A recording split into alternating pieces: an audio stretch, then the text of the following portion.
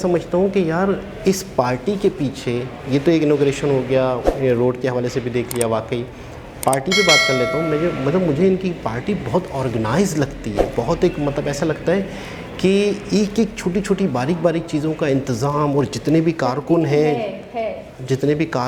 जितने भी लोग हैं जिनकी कुछ जिम्मेदारियाँ हैं, मैं कहता हूँ वो शायद अपनी जान लगा देते हैं, जान लगा। अस्सलाम वालेकुम, नमस्ते, सत श्री अकाल। कैसे हैं आप लोग? उम्मीद करती हूँ ठीक होंगे, खुश होंगे। मैं हूँ हज़ीका अली और मेरे साथ हैं तारिक नियाज़ी। अस्सलाम वालेकुम, नमस्ते, सत श्री अकाल। उम्मीद करता हूँ ठीक होंगे, खुश होंगे। दोस्तों जहाँ रहें खुश रहें, माँ बाप का ख्याल करें, क्योंकि माँ बाप से तो सभी कुछ है। आज की हमारी वीडियो है PM Modi's Nagpur and Goa visit से स्टार्ट करते हैं अपनी वीडियो को। Let's start. ओके गाइस, तो वीडियो का टाइटल है PM Modi's Nagpur and Goa visit, infrastructure and connectivity gap.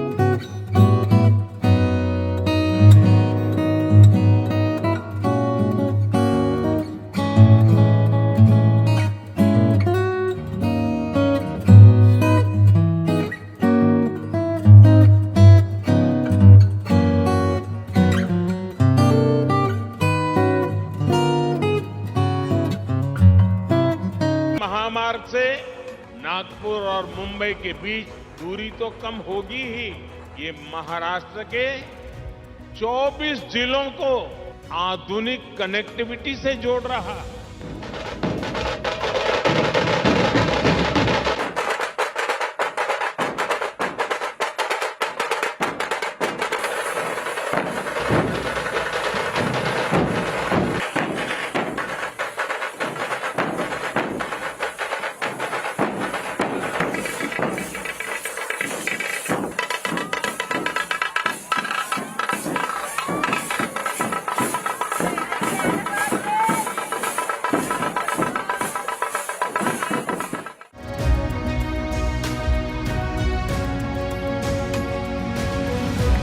जिन योजनाओं का लोकार्पण हुआ है उनमें इंफ्रास्ट्रक्चर विकास का होलिस्टिक विजन दिखता है।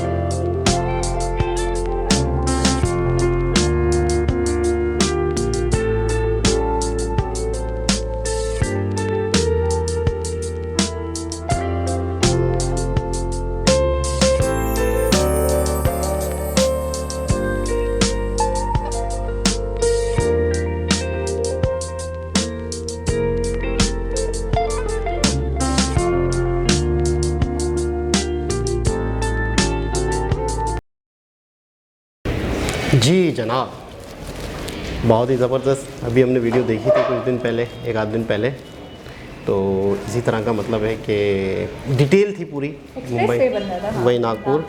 लेकिन आज पता चला कि किस तरीके से इनॉग्रेशन हुआ। इस वीडियो में किस तरीके से लोगों ने स्वागत किया, और ना सिर्फ इस जगह का इनॉग्रेशन किया, बल्कि जब जिस शहर जाते हैं हर जगह जाते हैं और एक जगह नहीं जाते, मतलब उस शहर जाकर मुख्तलिफ़ किस्म के कार्यक्रम होते हैं, मुख्तलिफ़ लोगों से मिलना, प्रॉपर एक बहुत ही बेहतरीन तरीके से इवेंट होते हैं, प्रॉपर बेहतरीन तरीके से लोगों ने मुख्तलिफ़ जगहों पे मुख्तलिफ़ संस्थाओं ने, मतलब जो पार्टी होती है उसने या बाज़ दफ़ा लोगों ने बेहतरीन किस्म का इंतज़ाम किया हुआ होता है। एयरपोर्ट का भी मतलब है कि वहाँ पे भी विज़िट हुआ इनका, और दूसरी जगहों पर भी कल्चर वगैरह भी दिखाया गया।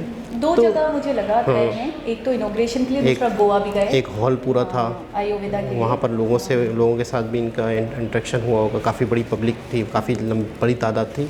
फिर उसके अलावा सड़कों पर भी लोग खड़े हुए थे। तो मैं समझता हूँ कि यार इस पार्टी के पीछे, ये तो एक इनॉग्रेशन हो गया, ये रोड के हवाले से भी देख लिया, वाकई पार्टी पे बात कर लेता हूँ। मुझे इनकी पार्टी बहुत ऑर्गेनाइज लगती है, बहुत एक मतलब ऐसा लगता है कि एक एक छोटी छोटी बारीक बारीक चीज़ों का इंतज़ाम, और जितने भी कारकुन हैं, जितने भी लोग हैं जिनकी कुछ जिम्मेदारियां हैं, मैं कहता हूँ वो शायद अपनी जान लगा देते होंगे कि भाई नहीं, हमने ये चीज़ करनी है, इस तरीके से करना है। पीएम मोदी जी इतने बजे यहाँ होंगे तो उतने बजे यहाँ होंगे, तो वहाँ इस तरह से प्रोटोकॉल होना है, इस तरह से यही चीज़ें होनी है। तो मुझे बड़ा एक स्मूथ ऑर्गेनाइज एक डिसिप्लिन दिखा बहुत ज़्यादा। अच्छा, मुझे ये सारी चीज़ें नहीं आई अपने जहन में, लेकिन मेरे जहन में एक चीज़ आ रही थी, वो ये कि अश्विनी वैष्णव जी का हमने एक देखा था कि वो पार्लियामेंट में बैठ के स्पीच कर रहे थे, और बाकी दूसरी अपोजिशन भी थी, और काफ़ी मतलब बोलबाला हो रहा था उनका, उनकी पार्टी उनको सपोर्ट कर रही थी, उनके लोग उनको सपोर्ट कर रहे थे जो हुकूमत के थे, और फिर वो सामने अपोजिशन थी, वो उनसे नारेबाजियाँ और ये सब हो रहा था। एक अलग सा ही माहौल देखने को मिला था उस दिन।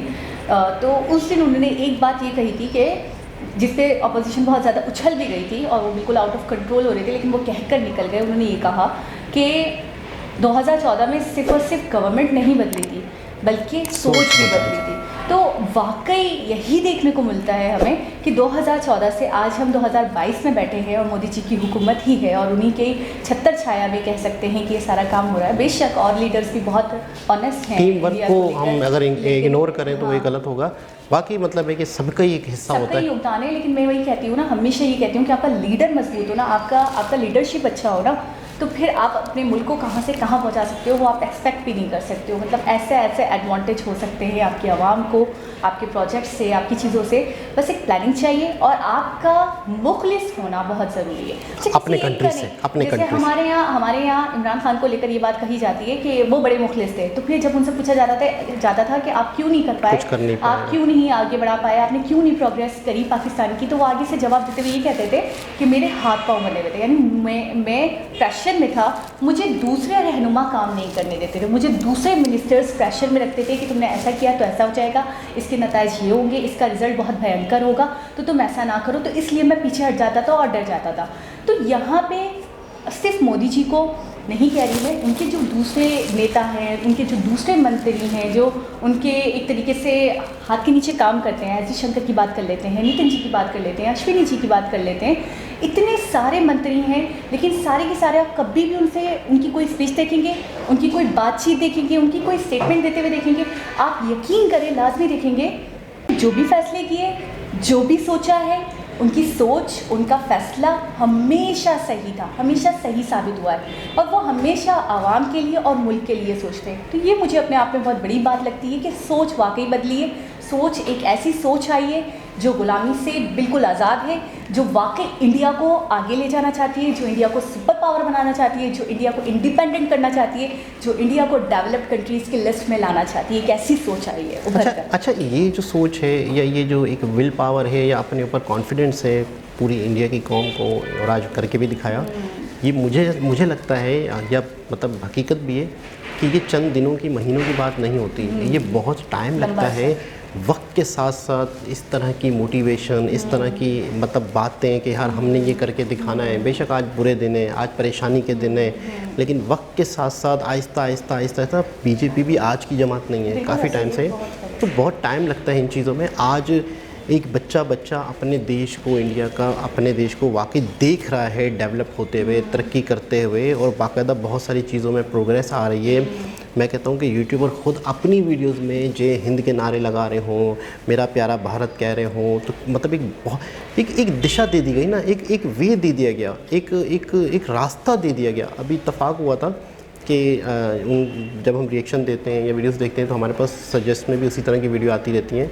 तो अभिजीत चावड़ा की और रणवीर की, इनकी दोनों की वीडियो थी, छोटा सा क्लिप था, लेकिन बड़ी ही खौफनाक प्रेडिक्शन की थी उन्होंने पाकिस्तान के हवाले से कि पाकिस्तान के बहुत बुरे हालात हो सकते हैं, पाकिस्तान की इकोनॉमी दिन ब दिन डूब रही है। बाकायदा उन्होंने पाकिस्तान के जो भी हिसाब किताब इन फ्यूचर होना है उनकी जगह तक बता दी कि ये पार्ट किसके पास चला जाएगा, ये पार्ट किसके। ये तो काफ़ी सालों से मैं सुन रही, 3-4 साल पहले मैंने देखा था या सुना था कि ऐसा होगा, सिंध कहाँ जाएगा, पंजाब कहाँ जाएगा। ये नई प्रेडिक्शन नहीं है, ये काफ़ी पुरानी है। हमारे यहाँ के लोग भी इस पर बात कर रहे हैं। तो बाहर के लोग, दूसरे लोग अगर इस तरीके से बात कर रहे हो इकोनॉमी को देख के, हालात को देखते हुए, तो ये बहुत ही ख़तरनाक। सबसे मेन चीज़ हमारे अंदर ईमानदारी नहीं, हमारे अंदर सच नहीं, हमारे अंदर अपने मैं तो समझूंगा कि अब मुल्क के लिए क्या, हम अपने आपके साथ मुखलिस नहीं हैं। हम अपने साथ जिस दिन मुखलिस हो जाएं, हम बेईमानी में, चीटिंग में, हर शख्स। ये है कि बोलने को सब बोलते हैं, लेकिन वही बात है ना, करने की टाइम पे कोई भी नहीं करता। वैसे अब देखिए, अगर हम अपनी ही मिसालें ले लें, हम कितने ईमानदार हैं, हम कितनी ईमानदारी का मुजाहिरा करते हैं। अगर मेरे पास, मैं दुकान पे जाऊँ और मैंने 1000 रुपये दिए उनको और मुझे 1000 रुपये ही रिटर्न करते हैं बिना पैसे काटे, तो कोई पागल का बच्चा होगा वो दोबारा उनको रिटर्न करके बोलेगा कि भाई आप पैसे काटना भूल गए। हमारे यहाँ, हमारी कौम के अंदर ये नज़रिया है। रिक्शे वाले से 10 रुपये पे बहस कर रहे होते हैं, लड़ाई कर रहे होते हैं कि जी नहीं, तुमने 10 रुपये ज़्यादा ले लिए, दे मुझे दे।